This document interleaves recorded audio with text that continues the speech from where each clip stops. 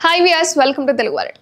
Betting యాప్ల promotion వ్యవహారంలో PMLA కింద కేసు నమోదు చేసింది ఈడీ.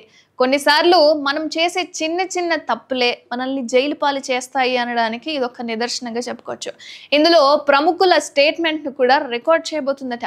వీళ్ళందరూ కూడా PMLA నిబంధనలు ఉల్లంఘించి బెట్టింగ్ యాప్ ప్రమోట్ చేసినట్లుగా ఈడీ అభియోగాలు మోపింది.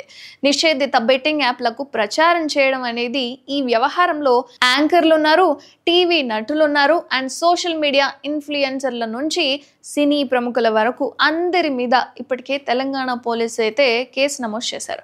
అయితే బెట్టింగ్ యాప్స్ కేసులో పలువురిని హైదరాబాద్ పోలీసులు విచారించారు కూడా.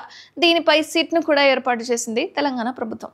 ఇక లేటెస్ట్గా ఈ వ్యవహారంలోకి ఈడీ ఎంటర్ అవ్వడం ఆసక్తి రేపుతుంది.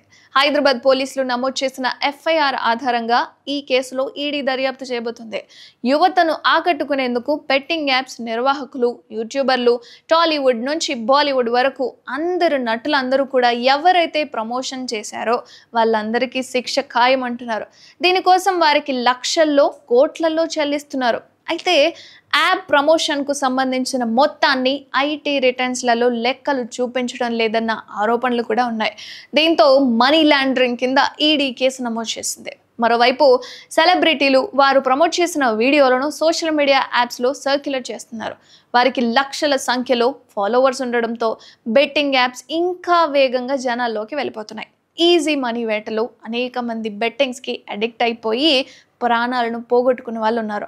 లక్కు కలిసి వస్తుందన్న ఆశతో లక్షల రూపాయలు బెట్టింగ్లకు తగలేస్తున్నారు.